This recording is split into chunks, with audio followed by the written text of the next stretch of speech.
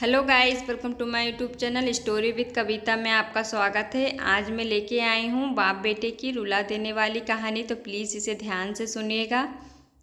आनंद एक कॉलेज में छात्र था। उसने एक डीलर के शोरूम में एक सुंदर स्पोर्ट्स कार देखी थी और वो लंबे समय से अपने लिए एक ऐसी ही कार चाहता था। आनंद जानता था कि उसके माता पिता इसे खरीदने के लिए सक्षम हैं, इसलिए उसने उन्हें बताया कि उसे ये कार अपने ग्रेजुएशन कंप्लीट होने पर गिफ्ट के रूप में दे। देखते ही देखते वो दिन भी आ गया और पिता ने जेम्स को अपने निजी कार्यालय में बुलाया।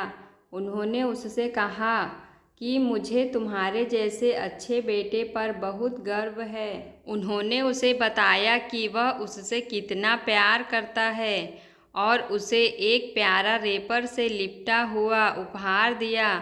आनंद उस छोटे से गिफ्ट के डब्बे को देख निराशा महसूस करने लगा, लेकिन वह जानने के लिए उत्सुक था कि ऐसा क्या था उस बॉक्स में। इसलिए उसने बॉक्स तुरंत खोला और उसमें एक लाल कपड़े से लिपटी भगवत गीता देखी। आप इतने अमीर हैं और आप मुझे केवल एक गीता दे रहे हैं।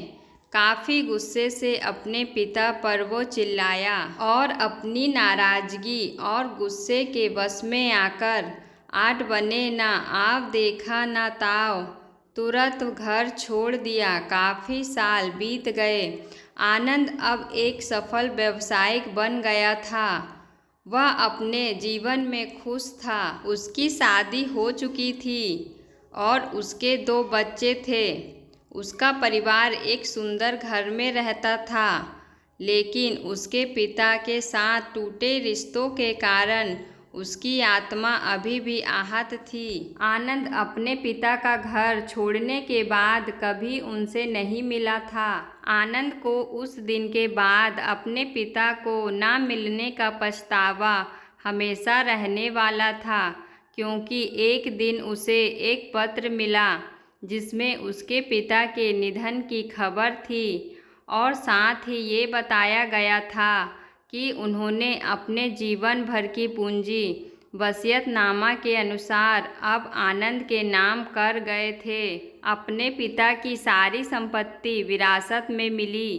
तब आनंद अपने पिता के घर पहुंचा और कुछ महत्वपूर्ण कागज की तलाश करने लगा और गलती से उसे वही भगवत गीता का उपहार लिपटा हुआ मिला, जिसे देख उसे फिर उसी उदासी का एहसास हुआ। उस गीता को उसने अच्छे से देखा तो उस पर अपने पिता की हैंड राइटिंग में कुछ लिखा पाया। उस पर लिखा था, मैं खुद को बेचकर भी हर सपना पूरा करूँगा तेरा, बस तू सपने ज़रा बड़े देखना। ये बोल रहा बाप नहीं, जिंदगी का सबसे पहला दोस्त तेरा। ये कविता पढ़ी ही थी कि अचानक उस किताब से एक चाबी गिरी, जिसके ऊपर लगे टैग पर उसके ग्रेजुएट होने की तारीख के साथ कॉन्ग्रेचुलेशन और आई लव यू लिखा हुआ था।